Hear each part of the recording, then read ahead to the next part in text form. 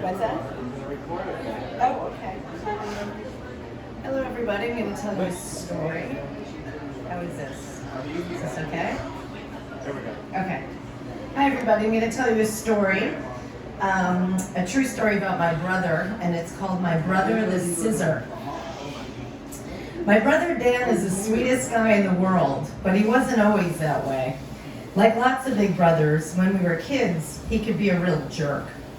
He's almost 4 years older, so back then we didn't have much in common, with one exception, sports. He was a jock and I was a tomboy, so we kind of got along in that respect. Still, my primary memories from back then are of Dan abusing me, and me, for some reason, being all for it. On weekend nights, we'd wait for our parents to go out and then we'd get right to it. We'd turn the den into a boxing ring where Dan, standing on his knees, pummeled me until I begged him to stop. Or we'd play tackle football. I'd wear a helmet and my soccer shin guards as hip pads, and he'd hurl my much smaller body into the sharp edges of our wicker couches. Somehow, during these games, I actually believed I had a chance to win, so I kept competing and dreaming of the day I would finally beat my brother. And of course, there was the scissor. What is the scissor, you ask? It's when Dan would tackle me to the ground and coil his legs around my waist, then constrict his legs until I couldn't breathe. Such a jerk. But nothing compares to the time he egged me onto my first and last fist fight. I was flipping baseball cards for keeps on the school bus with a kid named Joey from down the block. And let me tell you, this little third grader was on fire that morning and winning all of Joey's cards.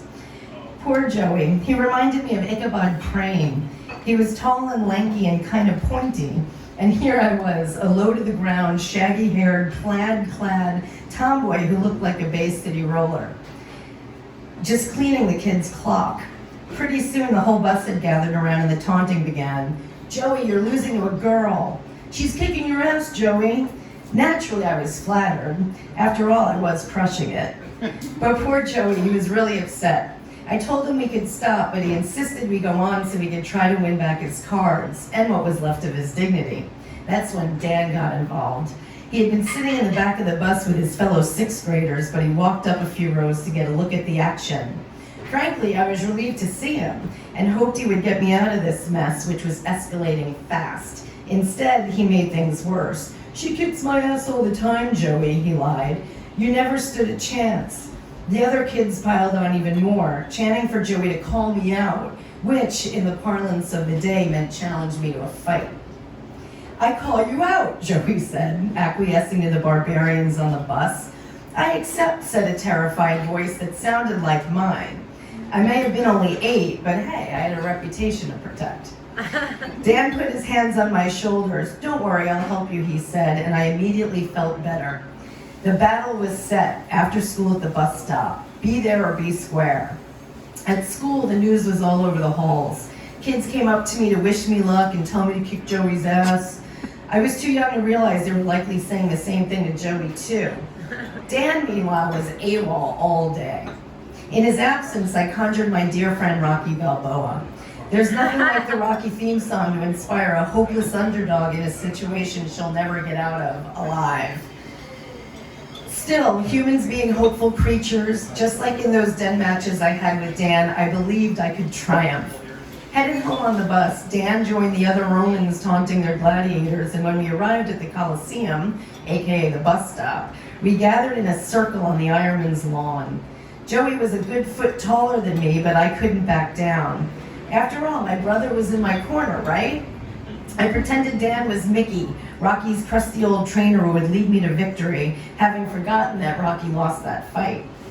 Finally, Dan whispered the only words of advice he would give me that day: "Go for the face." He nudged me and I stepped into the ring with Joey. As the cheers and jeers of kids chanting, "Fight, fight, fight," reached their zenith, I closed my eyes, jumped as high as I could, and swung for where I thought Joey's head would be. And I missed it clean. Joey then punched me in the stomach and knocked the wind right the hell out of me. I remember hearing the collective groan of the crowd as it realized that was the end of the fight.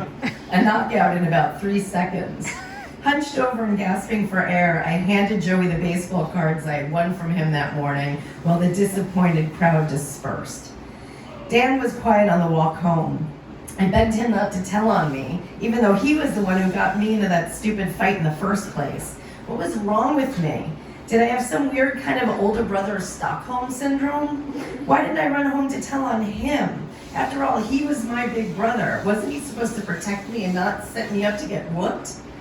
Turns out, neither of us told our parents, and soon after the fight with Joey, Dan and I stopped our boxing matches and football games in the den. By junior high, I wasn't much of a jock anymore, and we kind of just went about our lives. It would stay that way throughout our teens, but things began to change as we got older. We even started hanging out sometimes, and soon we became friends.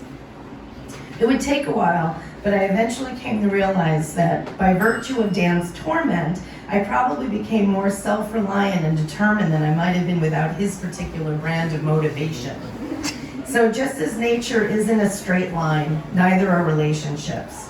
And now, as then, I love my big brother Dan, even though he used to be a real jerk. I'm glad he isn't one anymore, proving that there's hope for everyone. And if there isn't, well, there's always the scissor. Woo! Yeah!